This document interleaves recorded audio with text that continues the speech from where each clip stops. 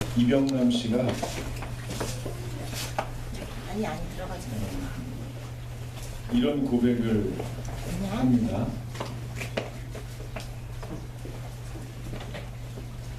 새로워진다는 게 무엇인지 처음으로 느낀다.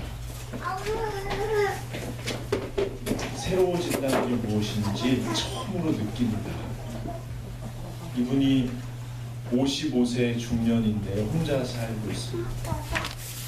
영등포 쪽방촌에 30년 동안 사업 실패, 20대 때 사업을 실패하고 거기 숨어 들어가서 30년 동안 거기 살았던 거예요. 근데 얼마 전에 이런 고백을 합니다. 사람이 새로워진다는 게 무엇인지 처음으로 느낀다. 그 이유가 뭐냐면 30년 만에 그 방에 작은 창문이 생긴 거예요. 아침이 온다는 사실을 그 창문으로 알게 되고 그 창문으로 세상을 보고 그래서 아침에 일어나게 된다는 거예요. 거의 누워서 살다시피 했는데 일어난다는 거예요. 30년 만에 내 방에 창문이 생겼어요. 새로워진다는 게 무엇인지 나는 처음으로 느끼고 있습니다. 이렇게 고백하고 얼마 전에 건축가 20명이요 재능기부 형식으로 영등포 쪽방촌에 450여 가구가 있는데 그 중에 250여 가구를 도배도 하고 수도통도 바르고 창문도 내고 화재 경보기도 달고 장판도 갈고 공동으로 쓸 수 있는 화장실, 샤워실, 휴게실도 만들었다는 거예요. 그래서 그 지역의 사람들이 얼마나 행복해하는지 모릅니다. 그리고 더 감사한 것은 서울시에서도 쪽방촌 주인들하고 얘기해서요 앞으로 5년 동안 집세를 오르게 하지 않겠다고 했대요. 여러분 듣기만 해도 행복하시죠? 네, 고개를 끄덕이시는 분들은 집이 없는 분들이에요. 저희 집같이.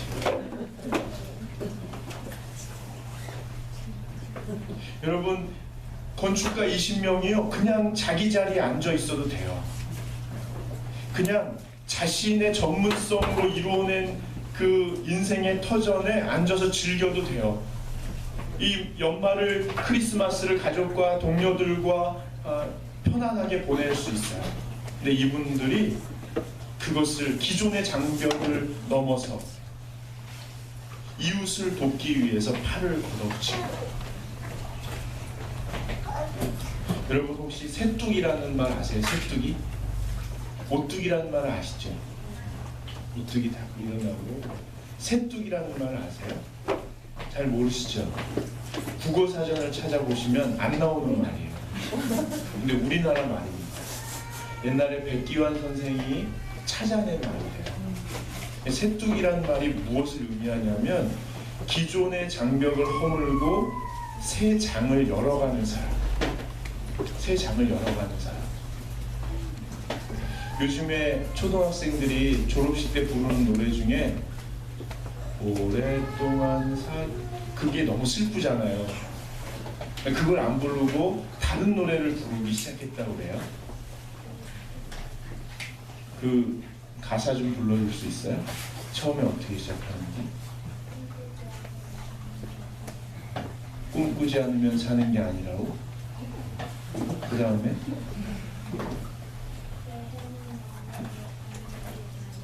별 해는 마음으로 없는 길 가려내.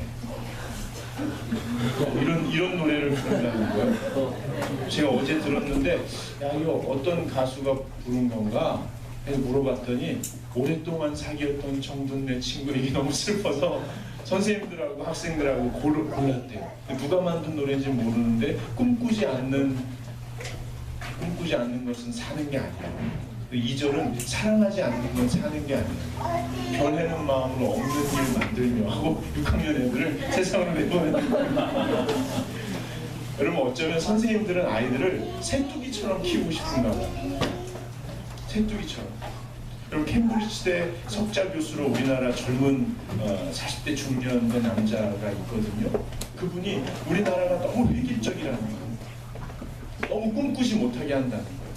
너무 서로 아동바동하면서 그냥 붙들고 있다는 거예요. 상상력을 키우지 못하게 한다는 거예요. 아이들이 상상력을 키우고 도전하고 세상을 바꾸어가고 함께 살고 이렇게 살았으면 좋겠다고 그렇게 이야기합니다. 네, 여러분, 인류의 새뚜기가 누굴까요?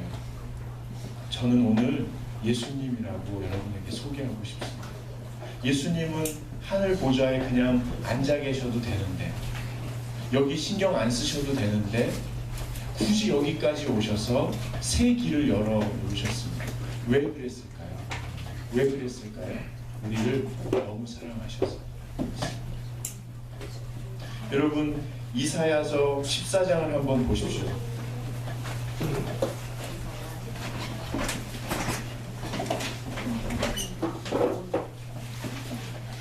이스라엘 백성들이 죄악 가운데 빠져 있을 때, 이스라엘 백성들이 자신의 인생에 대해서 절망하고 있을 때, 이스라엘 백성들이 하나님이 우리를 버리신 것 아닌가라고 한탄하고 있을 때 주님께서 이사야 선지자를 통해서 하신 말씀입니다. 이사야서 14장 24절부터 27절까지 말씀입니다. 제가 가진 성경으로 985쪽 즈음입니다. 이사야서 14장 24절부터 27절. 자, 우리 한 목소리로 읽어보겠습니다. 시작. 만군의 여호와께서 맹세하여 이르시되 내가 생각한 것을 반드시 이루며 내가 경험한 것을 반드시 이루리라. 내가 아수를 나의 땅에서 피하며 나의 편에서 들걸지니 그때 그의 멍에가 이스라엘에서 떠나고 그의 짐이 그들의 어깨에서 벗어질 것이라. 이것이 온 세계를 향하여 정한 경영이며 이것이 열방을 향하여 편송이라 하셨나니 만군의 여호와께서 경영하셨은즉 누가 능히 이것을 회하며 그의 손을 펴셨은즉 누가 능히 이것을 돌이키랴. 아멘. 여러분, 이스라엘 백성이 징계를 받을 때 하나님께서 맴매로 사용하신 게 아수르입니다. 이스라엘 백성은 아수르가 너무 겁났어요. 언제 여기서 벗어나나? 내가 벗어날 수 있을 것인가? 두려웠습니다. 그때 하나님이 하신 말씀입니다. 내가 아수르를 파할 것이다. 아수르를 너의 몸에서 벗겨낼 것이다. 그리고 너를 회복시키고 승리케 할 것이다. 나는 여호와 하나님이다. 내가 뜻하면 다 이룬다. 내가 경영하면 아무도 막을 수 없다. 이렇게 선포하십니다. 예수님이 왜 굳이 여기까지 오셨냐면 이 약속을 지키기 위해 오셨습니다. 우리에게 아수르는 무엇입니까? 지난 한 해를 살아보실 때 여러분의 삶을 발목 잡고 있었던 것은 무엇입니까? 그것이 무엇이든 간에 하나님께서 말씀하십니다. 너를 온전한 사람으로, 나의 백성으로, 내 사랑하는 자녀로, 정말 멋진 존재로. 여러분, 멋진 존재가 뭐예요? 새뚜기 같은 사람. 자기의 삶을 잘 감당하고 하나님께서 허락하신 현실을 받아들이고 그 안에서 사람답게, 지난주에 말씀드렸죠. 가장 사람다운 것은 가장 신다운 것이라고 말씀드렸습니다. 가장 사람답게 물러서지 않고 묵묵히 버티면서 자기의 삶을 가꾸어가는 멋진 사람 뿐만 아니라 하나님께서 우리를 이 땅에 보내실 때 나에게 갖고 계셨던 기대, 하나님의 형상을 닮은 나 자신이 온전한 존재로 매일매일 갱신되어가는 그런 역동적인 내면의 역동성을 포기하지 않는 아름다운 인생을 살아가는 것. 그래서 경계를 넘나들며 아픈 사람들, 소외받은 사람들, 이웃들을 일으켜 세우기 위해서 내 손을 내미는 그런 사람으로 세우기 위하여 우리를 속박하고 있는 아수르와 같은 것을 벗어내기 위해서 오셨다는 거예요. 주님이 뭐라고 하십니까? 내가 뜻하면 반드시 이룬다. 내가 계획하면 반드시 이룬다. 내가 경영하면 막을 자가 없다. 내가 온 인류를 내 손으로 덮을 것이다. 이 말이 뭐예요? 모든 짐과 모든 굴레를 다 벗겨내고 우리의 삶을 붙들고 있는 모든 것들을 벗겨내고 자유롭게 날아오르는 새처럼 정말 하나님 안에서 나의 마이웨이, 내가 가장 살고 싶은, 내가 가장 의미 있게 생각하는 내 인생을 살아나가는 것. 남들에게 보이는 것, 남들과 경쟁하는 것, 조바심과 불안 때문에 시달려 가는 것을 멈추어 서서 아무도 인정해주지 않고 아무도 바라봐주지 않고 아무에게도 내세울 것이 없다 하더라도 나를 주목하여 보시는 그 신 앞에 내 삶을 살아낼 수 있도록 도와주기 위해서 오신다는 것입니다. 그분은 왕이십니다. 다 이루실 거니까요. 이 자리에서 아마 저는 이런 설교를 들을 때 갑자기 멍해질 때가 있습니다. 내가 진짜 원하는 삶이 뭘까? 멍해질 때가 있습니다.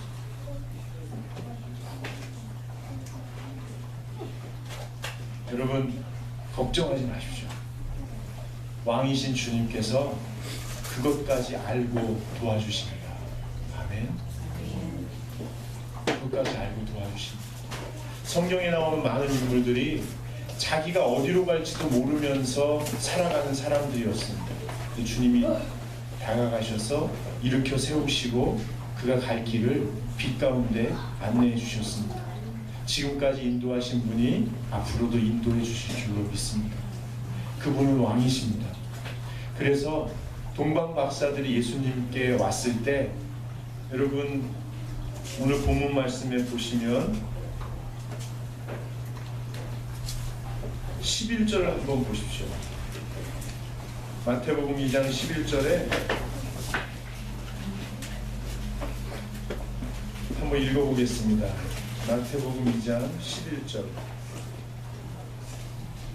아주 중요한 구절입니다. 같이 읽겠습니다.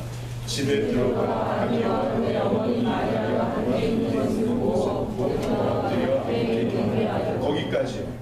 엎드려 아기께 경배하고. 유대인들이나 헬라인들이나 사람 앞에서 엎드리는 일이 없었습니다. 엎드릴 때는 오직 신에게만 그렇게 했습니다. 근데 동방박사들이 딱 들어서자마자 예수께 엎드려 경배하고 신으로 모신 것입니다. 여러분, 내 안에 계신 주님, 때로는 내가 무시해도 되고 내가 외면해도 되고 그분의 말씀 못 들은 채 해도 되고 그분의 뜻을 알면서도 불순종할 때도 있고, 그래서 마치 주님은 왕이시지만 나에게는 왕 취급을 못 받으실 때가 많이 있으시죠. 그렇지만 오늘 우리 다시 한번 기억합시다. 한번 따라해 보시죠. 당신은 나의 왕이십니다. 주님은 신이십니다. 마음의 머리를 숙여 당신을 인정합니다 하는 마음이 우리 안에 이 시간 회복되기를 간절히 바랍니다. 그 다음에 한번 같이 읽어보겠습니다. 보배합을 열어 황금과 유향과 모략을 예물로 드립니다. 황금은 영원성을 말합니다. 유향은 향료 같은 것이죠.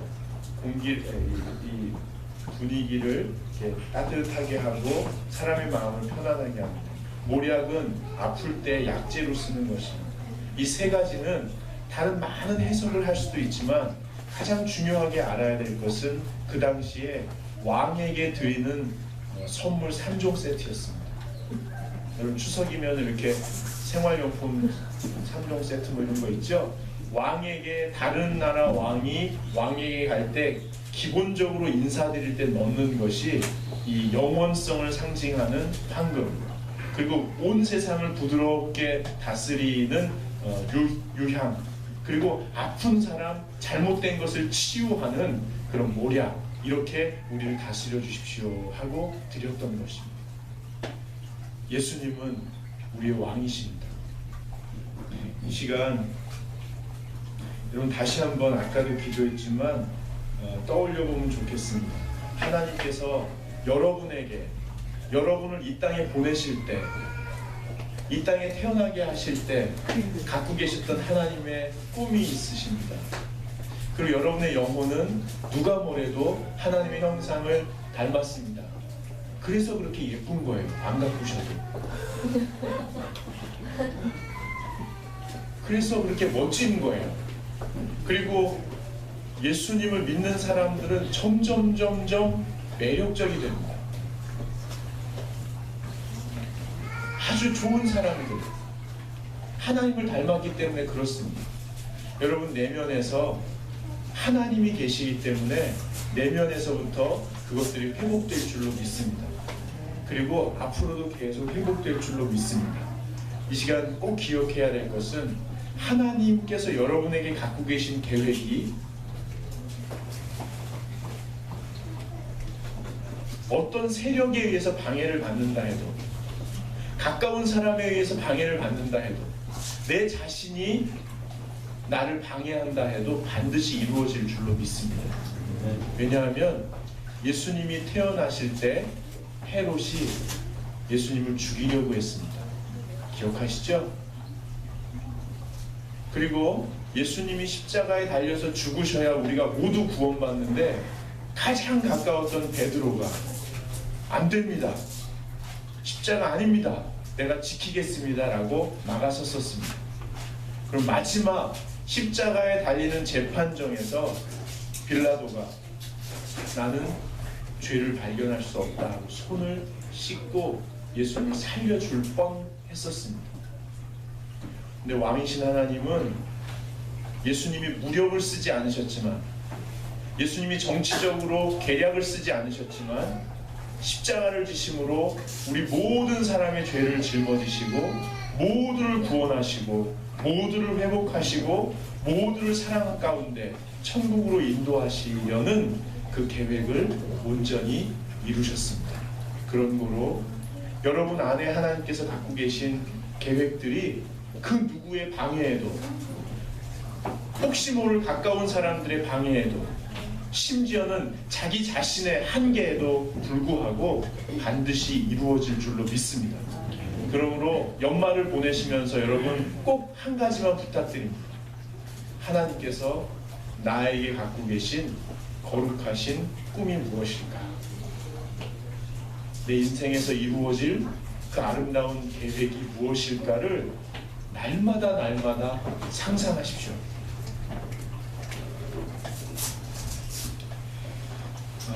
이제 한번 더 따라해 보겠습니다. 주님은 나의 왕이십니다. 주님은 나의 왕이십니다. 다시 한 번만요. 주님은 나의 왕이십니다. 주님은 나의 왕이십니다. 자, 이렇게 고백하는 여러분을 기쁜 마음으로 주님께서 베푸시는 성찬 예식에 초대합니다. 여러분, 성찬은 예수님께서 십자가에 달리시기 전 한 다락방에서 사랑하는 제자들과 함께 나누신 마지막 6월절 만찬에서 비롯된 기독교의 성스러운 예식입니다. 성찬은 예수님의 살을 의미하는 떡과 예수님의 피를 의미하는 잔을 나누는 예식인데요. 이를 통해서 예수님을 구주로 영접한 우리들, 여러분들은 첫 번째로는 우리를 사랑하셔서 생명까지 바치신 그 하나님의 은혜에 감사하며 주님은 나의 왕이십니다 라고 고백하게 됩니다. 우리 어린이들도요, 이제 정신 차리고 여기 보세요. 네. 너희 둘이 일어나봐. 한번 그거 보여줘봐. 예배 때 스스로 조용하기 위해서 다 주님이 얼마나 사랑하시는지, 그리고 우리가 다 예수님 안에 있기 때문에 서로 사랑한다는 고백입니다. 그리고 마지막으로 예수님께서 사랑해서 죽기까지 하신 이 세상을 정말 아름답게 가꾸기 위해서, 한 귀퉁이라도 아름답게 가꾸기 위해서 내 모든 것을 열심을 다해서 헌신하겠습니다. 그런 의미가 있습니다. 그래서 깊이 생각하시고 경청하시면 좋겠습니다.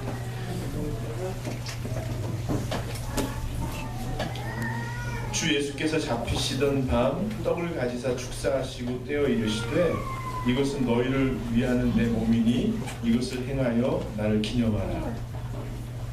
주님께서 주님의 살을 우리에게 나눠주십니다.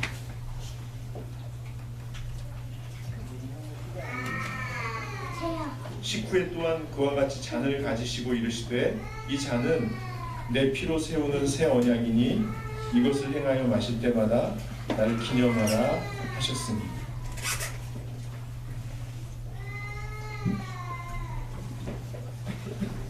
우리 잠깐 기도하겠습니다. 주님, 영원히 죽을 수밖에 없는 죄인을 구원해 주셔서 감사합니다. 주님은 이 죄인을 구원해 주시기 위해서 채찍에 맞으시고 가시면류관을 쓰시고 녹슨 목과 굵은 창으로 고통을 당하셨습니다. 그리고 마침내 십자가에 달려 주님의 몸을 우리 위에 다 주셨습니다. 그리고 우리가 가야 할 저주의 땅에 가셨습니다.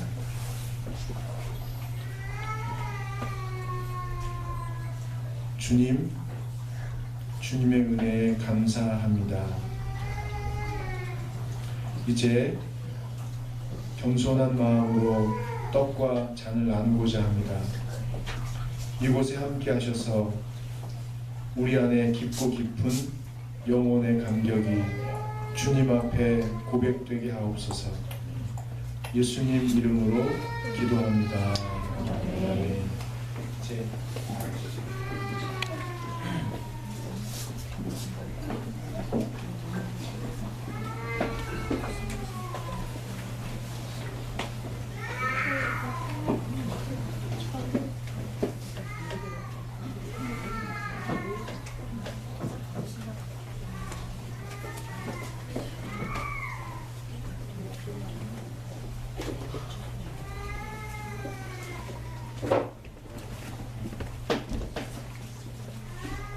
장로님께서 떡을 떼셔서 예수님의 몸입니다 하고 여러분에게 드리실 거예요. 그러면 이쪽으로 이렇게 나오셔서 떡을 받아서 우리 이지원 목사님께서 이것은 주님의 피입니다 하고 포도주스를 들고 계실 거예요.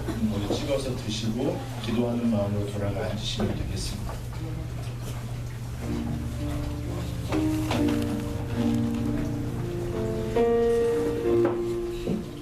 자, 우리 어린이들부터 앞으로 먼저.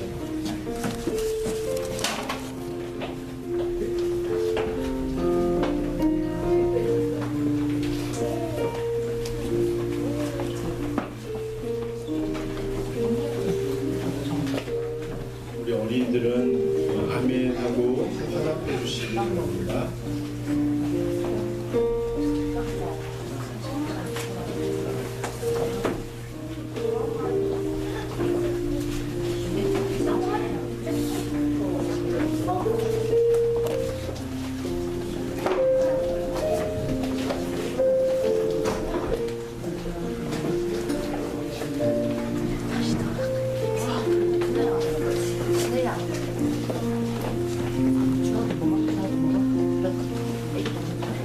내가 너희에게 전한 것은 주께 받은 것이니 곧 주 예수께서 잡히시던 밤에 떡을 가지사 축사하시고 떼어 이르시되 이것은 너희를 위하는 내 몸이니 이것을 행하여 나를 기념하시고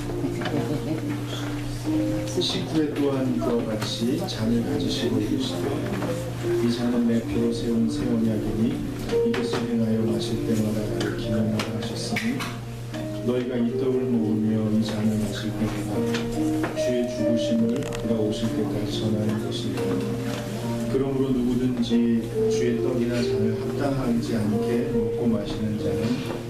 주의 몸과 피에 대하여 죄를 짓는 것이니라. 사람이 자기를